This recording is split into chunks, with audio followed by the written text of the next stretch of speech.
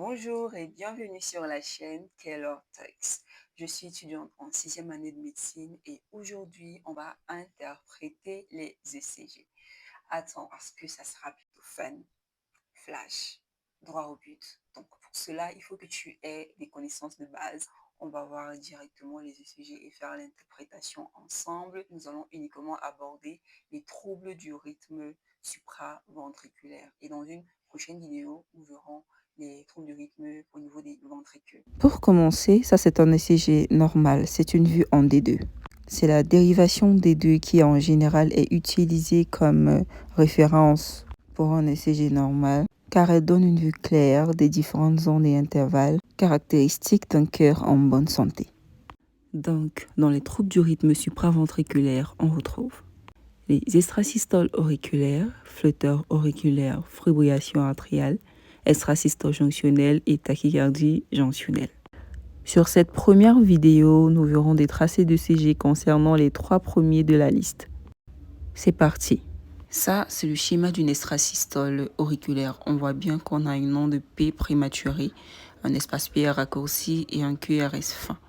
Sur cette deuxième, on remarque que les espaces entre les QRS sont réguliers à certains endroits et irréguliers à d'autres. Quelle est la raison à cela? J'attends ton avis en commentaire.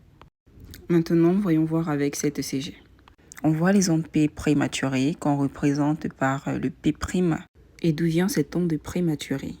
En fait, il y a un petit foyer rebelle au sein des oreillettes qui va s'activer et émettre une onde de dépolarisation en plus de celle du nœud sinusal, créant un battement supplémentaire en dehors des battements habituels. Ça va donc créer à certains endroits des pauses sinusales qui vont se représenter par un repos compensateur. Sur cette image, on remarque que les P', et en plus de cela, on voit aussi qu'on a un bloc de branche gauche, mais ce n'est pas le sujet de cette première vidéo. Donc on passe. Voyons voir qu'est-ce que c'est. Les QRS sont réguliers, les espaces PR aussi, mais on remarque que les ondes P ne sont pas d'aspect normal. Elles sont bifides. Eh bien, c'est une hypertrophie des oreillettes. Et maintenant, de quelle oreillette? C'est une hypertrophie des oreillettes gauche.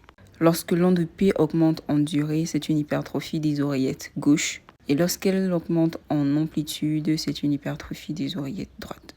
Et ceci est à cause du nœud sinusal qui est situé à droite du cœur. Maintenant, la fibrillation auriculaire. La particularité ici, c'est qu'on n'a pas qu'un seul foyer rebelle qui se déclenche au niveau des oreillettes, mais plusieurs. Et ceci va se présenter sur un ECG par l'absence d'onde P remplacée par des trémulations de la ligne de base avec des QRS fins, mais un rythme irrégulier.